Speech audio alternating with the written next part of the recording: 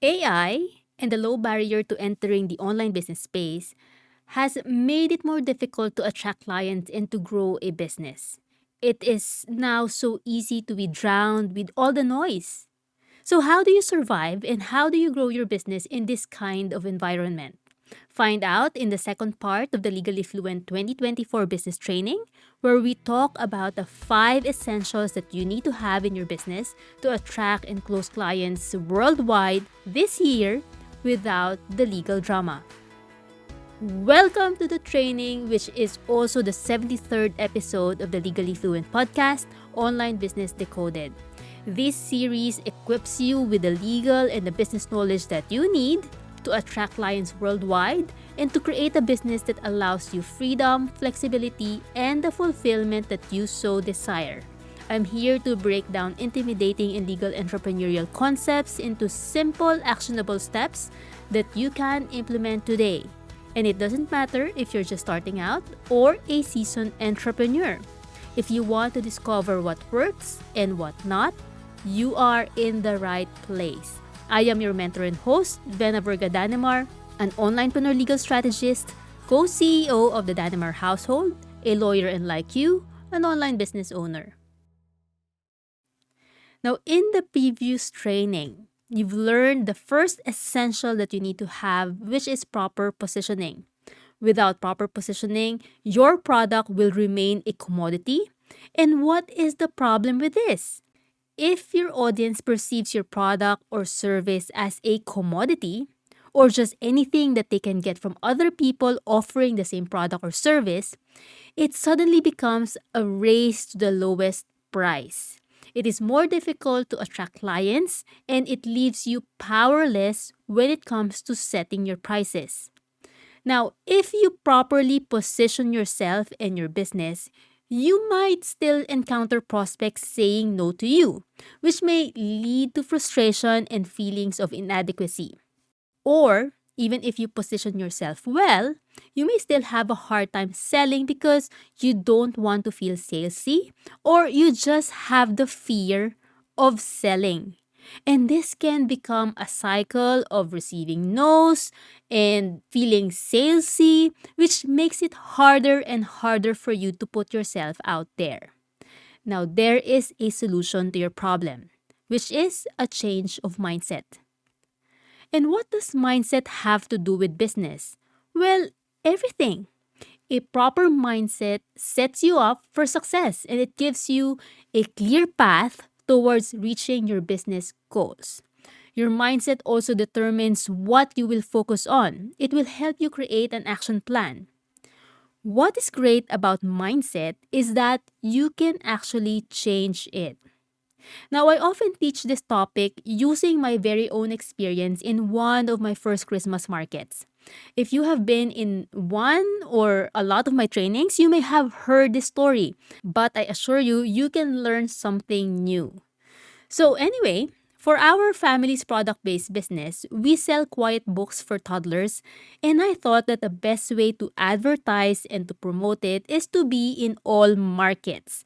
So, I enlisted in all markets that I can find. Our first one was the most memorable, which is a coffer market where you sell your stuff inside a suitcase. I was super excited because the place was fully packed and I told myself I will be able to sell a lot in this market. Now, I noticed that people just passed by my stall, so what I did was to try to engage them in a conversation using my broken Deutsch. I was literally shouting at people like, hey, look at me, look at my stand, look at my products. And after 8 hours of doing this, guess how many items I sold? Zero. Absolutely nothing. And I was so frustrated and I said that I will never go back to any market ever again. But of course, my drive to be financially independent was bigger than my ego. So a few weeks later, I was back in the market.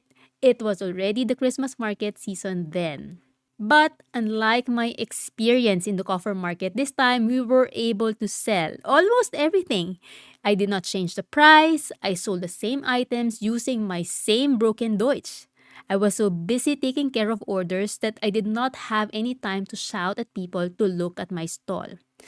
So, what did I learn from this experience? One, not everyone will be your client or will be a good fit to what you're selling. What you are offering is not for everyone, and it's okay.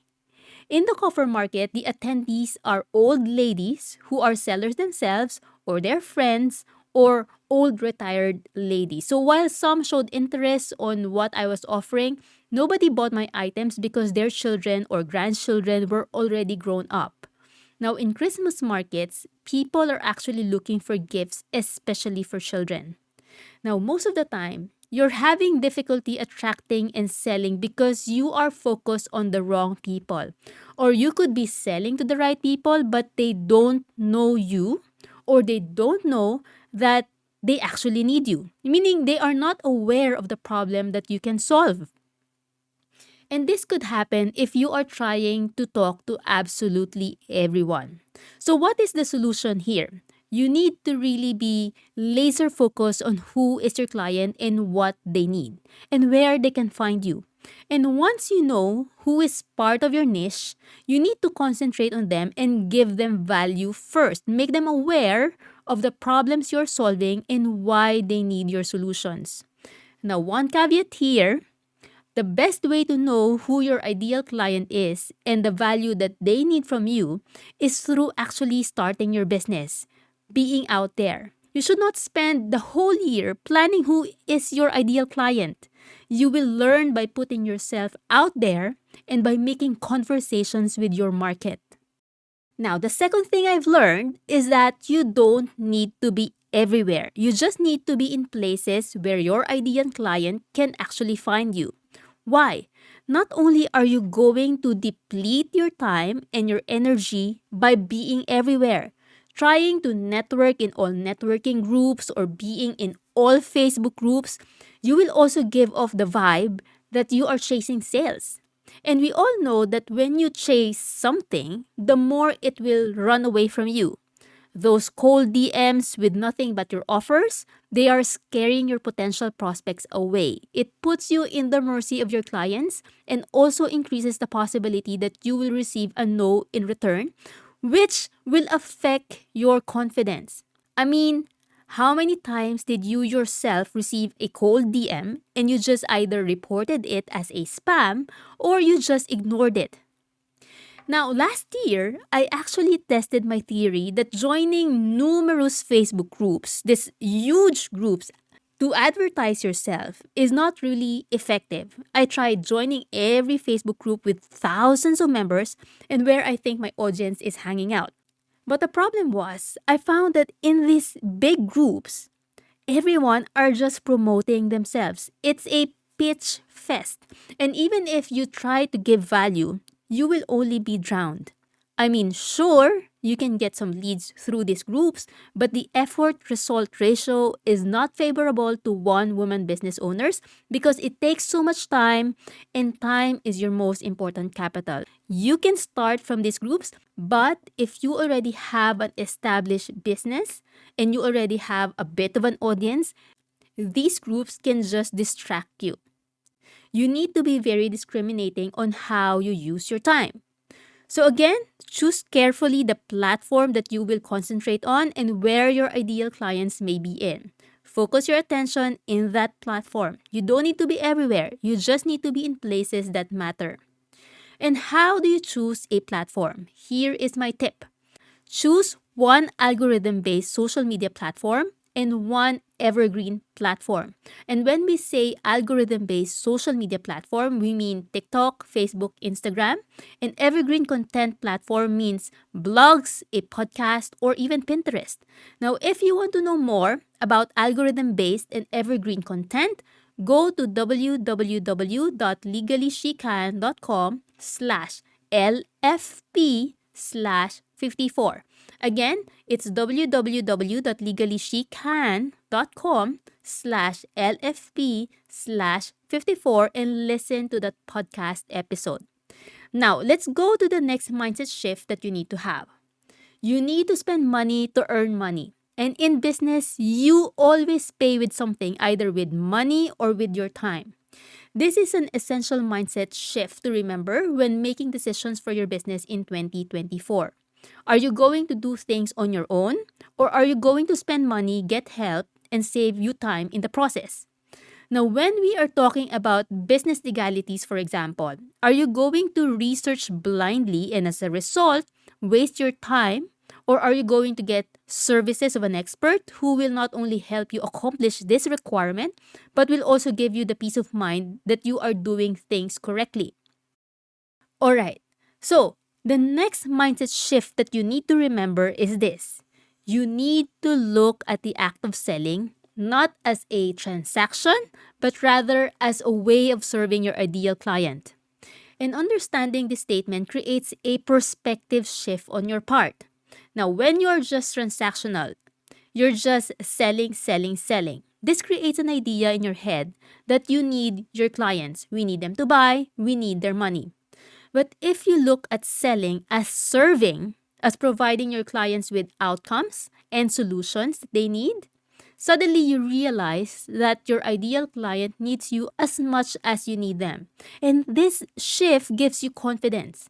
When the client says no to you, in your head, instead of saying, oh my God, there must be something wrong with my services, you'll be able to tell yourself, hey, if they don't want my solutions, then it's not really my loss. Which brings us to the next mindset shift that you need in 2024. It is difficult for us to sell because we naturally fear rejection. We don't want to hear a no. But what if I tell you that one, a no does not necessarily mean a rejection, and two, you can decrease the chances of getting a no. Now, let's go to my first statement. A no is not necessarily a complete rejection. It can mean that your prospect doesn't know you enough, or it can also mean that they are still unaware of the problem that you are trying to solve. Now, in both instances, the solution is not to completely back away, but to continue giving value to your ideal client so that they get to know you. Continue educating because by making your prospects aware of the problems you can solve, you can bring them to a position or a place where they are ready to buy from you. So key to making selling easier is by anchoring your business in giving value. Give value before you make an offer and continue giving that value. Perceive yourself as someone who can lead your prospects to solutions and to transformations. They need you as much as you need them. Now, the last mindset shift that I need you to have is this. You need to be able to let go of the things that are not within your control and focus on the things that are within your control. So what are the things that are not within your control? Whether a prospect unfollows or unsubscribes. Social media algorithm. Social media algorithm changes and you cannot really control it 100%. Your client's readiness to buy, or whether your client will delay payment or cause trouble. What are the things that are within your control? You have complete control over what value and how much value you give. You can choose to be legally protected and to put in place legal protections in case a client causes trouble. You can also choose which platform or platforms where your ideal client can find you. You can control who to offer your services to. You can choose to offer only to your warm audience, which then increases the chances of a sale and decreases the possibility of getting a no. Why? Because a warm audience knows you, likes you, and probably trusts you. So, the next question is, where do you find this warm audience? And that will be a topic that I will discuss in our next training. To close this training, if you feel that you're having a hard time making an offer or you find it difficult to make a sale, look at your mindset and try to shift it using the things that we've discussed today. And here is your assignment. Get a journal and list down the reasons why it is difficult for you to make an offer or what is keeping you from making or asking that sale. Look at your reasons. Are your reasons within your control or not really within your control? Are your reasons based on your beliefs, and will a mindset shift remedy it? Alright, so if you think that this training is useful, do share it with your colleagues and your friends. And if you've just accessed this episode and you want to have the other trainings, including the 2024 Basic Legal Foundations program, register at www.legallyfluentacademy.com/2024training. Save 99 francs or 99 euros when you register and access this training until the 21st of January 2024. Now, my goal in creating this training is to provide you with the necessary legal and entrepreneurial guidance that will propel your business in 2024. Remember, it's not enough that you just set up a business. You need to be able to run it with peace of mind and security because you don't need a business that only gives you stress and anxiety. So if you're ready to take your business to new heights, be sure to follow Legally Fluent Podcast and our social media account, Legally She Can. And together, we'll navigate the legal landscape and set you up for long-term success. Join me tomorrow for episode 74 and the third part of this training. And until then, my preppy friend, take care, keep striving for your goals, and stay legally fluent.